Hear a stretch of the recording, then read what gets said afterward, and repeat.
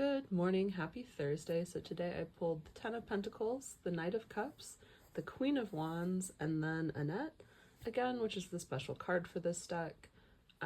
It has to do with a lot of like the death and rebirth, but especially because it's an extra card and it's this deck, it has like a lot of the feeling of a liminal space as well.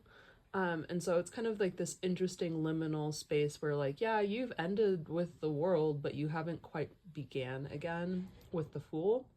And so I think that it has an interesting connotation of like gestation and liminal space. And so maybe you're waiting for something to kick off here. Maybe, you know, you're waiting for the solstice, something happens over the summer, you're waiting to take a trip, whatever it is for you. And then inside of like, how can you spend that time in that liminal space is kind of how I feel about like this reading. And so like in this liminal space, like Ten of Pentacles, like what have you earned? What is this adventure earned you? Like how is your savings up of the novelty of the adventure you've gone on keep fulfilling you while this like while you're like transitioning in this liminal space.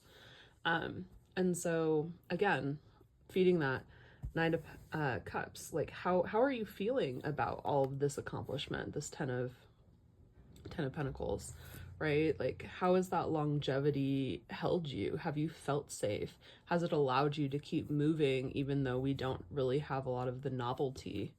Like, right, that especially like this Queen of Wands really loves.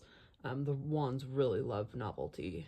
And so how are you passionately receiving kind of like, you know, an extended win in this liminal space? How are you using it to like ratify and like enjoy and just like have a little glow? It's kind of like the liminal space of like summer vacation, like Phineas and Ferb style, kind of with this energy, like doing things, expressing yourself, trying new things, you know, kind of like riding the tailcoats of like whatever you've finished and kind of this wave.